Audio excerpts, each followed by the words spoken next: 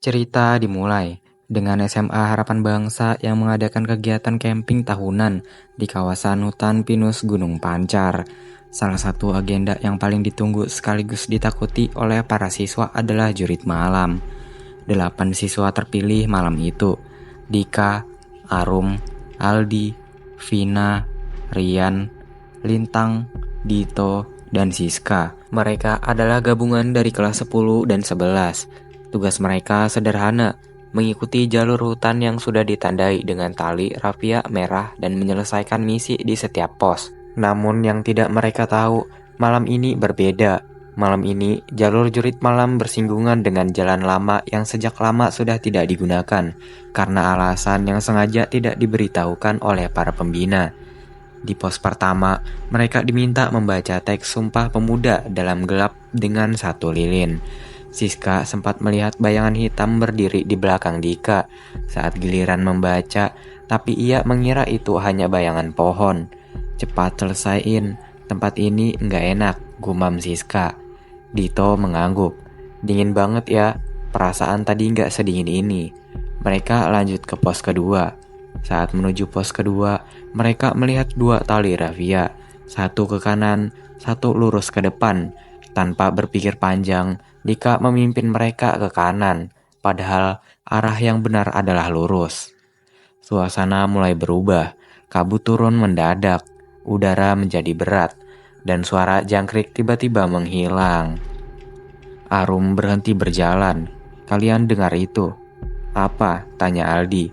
Suara kayak orang nangis. Semua diam, dan mereka mendengarkannya juga.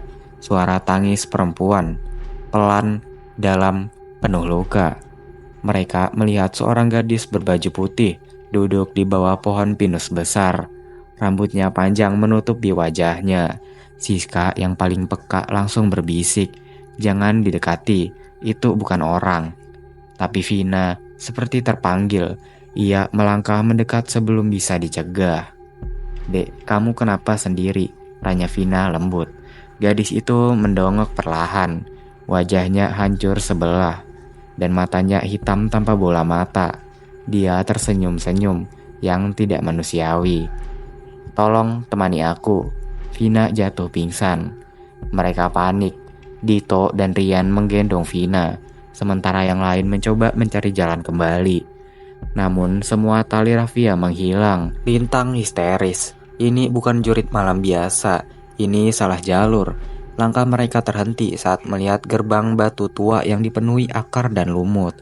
Di atasnya tertulis tulisan kuno. "Sing sira, sing tinulis, ojo kelakang." Dika menatap bingung. Apa maksudnya? Arum yang bisa sedikit Jawa kuno menjawab pelan. Yang tidak ditulis jangan dilangkahi. Saat itu pula, Rian terjatuh sendiri ke tanah dan terhisap seperti masuk ke lumpur. Suara jeritannya menggema, lalu senyap. Seorang kakek berjubah putih tiba-tiba muncul di hadapan mereka. Ia memperkenalkan diri sebagai Mbah Raji, penjaga alam kawasan itu. "Jalur yang kalian lalui adalah bekas tempat pesugihan. Dulu, seorang wanita dipersembahkan di sini. Arwahnya tak pernah pergi. Kami tersesat," kata Dika gemetar. "Belum terlambat, tapi kalian harus kembali sebelum lonceng malam ketiga berbunyi." Perjalanan kembali adalah neraka. Bayangan-bayangan mengikuti mereka. Arum kesurupan dan harus dibacakan doa.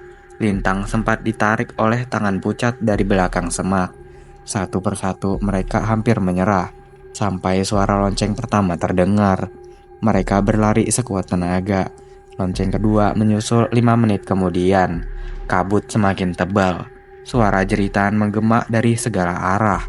Saat mereka melihat cahaya tenda, lonceng ketiga berbunyi. Semua mereka berhasil keluar, kecuali Rian. Pagi hari, panitia menghitung jumlah peserta semua hadir, tapi tetap ada 1 kursi kosong saat sarapan. Vina berkata, "Rian, dia masih di sana." Namun yang lain bingung. "Rian siapa?" tanya seorang guru. "Dika berdiri, yang ikut kita semalam, yang jatuh ke dalam tanah." Guru hanya diam lalu berkata pelan, "Nak, dalam kelompokmu semalam hanya ada 7 orang."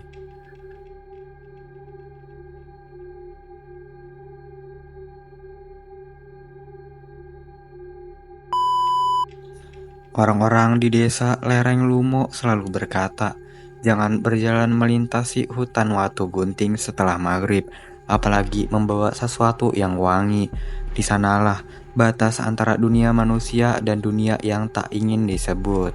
Tempat itu bukan sekedar hutan, tapi altar lama bagi mereka yang masih lapar, haus, dan belum selesai dengan dunia." Tapi anak muda sekarang terlalu pandai untuk takut. Dimas, Nafi, dan Salman, 3 sahabat dari kota yang menertawakan budaya, menjejakkan kaki di hutan itu menjelang senja. Mereka datang bukan untuk sembahyang atau ziarah, melainkan konten. Tempatnya angker banget, cocok buat video penelusuran, kata Dimas sambil mengangkat kamera. "Jangan nyebut-nyebut, apalagi pas maghrib begini," gumam Nafi, yang meski ikut, hatinya tak pernah benar-benar tenang. Salman hanya tertawa sambil mengunyah permen sereh. "Udah bawa santai, gini-gini gua udah 7 kali tidur di hutan angker. Nih, permen sereh buat penangka." Tapi ya lupa, Watu Gunting bukan hutan biasa. Ia bukan butuh penangkal, ia butuh penghormatan. Kabut turun lebih cepat dari biasanya, udara jadi berat, seperti disaring melalui paru-paru makhluk yang sudah mati. Mereka menyalakan api unggun kecil, lalu mulai merekam. Tapi suara-suara latar mulai mengganggu, bisikan, gumaman, doa dalam bahasa yang bahkan nenek mereka pun tak lagi ajarkan. "Stop dulu," ujar Dimas. "Dengar enggak?" "Apa?" tanya Salman. Tapi bahkan ia pun tak yakin bahwa suara yang didengarnya berasal dari mulut manusia. Kayak ada yang komat kamit. Dan memang ada. Dari balik kabut tampak bayangan tubuh tanpa wajah, bersarung putih, berjalan beriringan menuju batu besar berbentuk mirip segunting terbuka. Watu Gunting. Di atas batu itu berdiri perempuan tua. Tubuhnya bungkuk, kulitnya seperti tanah yang kelamaan diguyur hujan, pecah-pecah berlindir tak berdenyut. Matanya kosong, tapi ia melihat. "Sudah datang lagi, kalian, pewaris durhaka." Suaranya serak, namun menggema hingga ke dada terdalam. Dimas mencoba merekam, tapi kameranya meleleh di tangannya. Plastik dan lensa mencair seperti lilin. Suhu turun drastis. "Lari," teriak Nafi, tapi arah sudah tak bisa dikenali.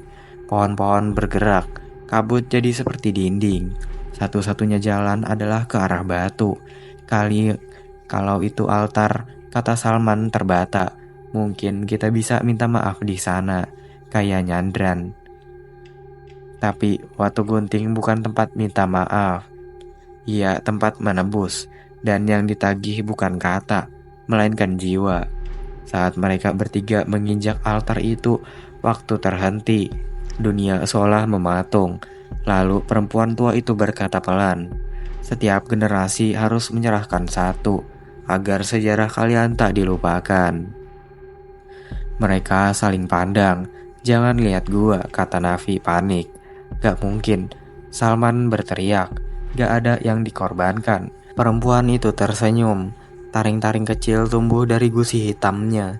"Kalian tak perlu memilih. Kami sudah tahu siapa yang tak menghormati kami sejak awal." Salman terangkat sendiri. Tubuhnya melayang seperti boneka diseret angin. Ia berteriak, mencakar udara. Lalu tubuhnya membelah dua di tengah altar. Darahnya bukan merah, tapi hitam pekat, menguap jadi asap yang diserap tanah. Dimas menjerit, Nafi pingsan. Saat mereka terbangun, pagi telah datang. Namun hutan tak berubah, kabut tetap menggantung. Dan di depan mereka, Watu Gunting bersih. Tak ada darah, tak ada tubuh, hanya ukiran baru di batu. 3 wajah, salah satunya tersenyum bengkok. Nah, buat kalian nih yang mau berlangganan dengan harga yang terjangkau untuk aplikasi seperti Canva, Capcut, YouTube, dan lain-lain, kalian bisa langsung chat WA admin. Buat order nomornya udah aku cantumin di video dan di deskripsi. Jangan lupa order ya.